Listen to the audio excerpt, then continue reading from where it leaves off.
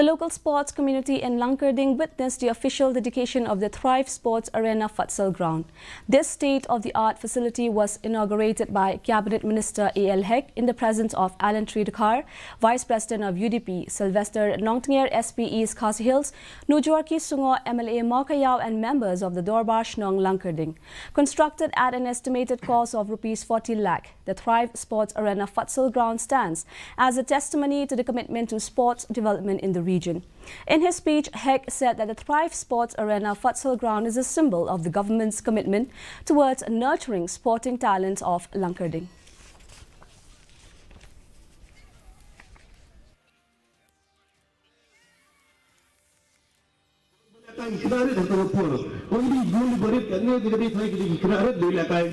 Munta setiap pembeli pelapui apa international era, ke national era, pada state era lain kai dah kebetul kadi futsal football betul.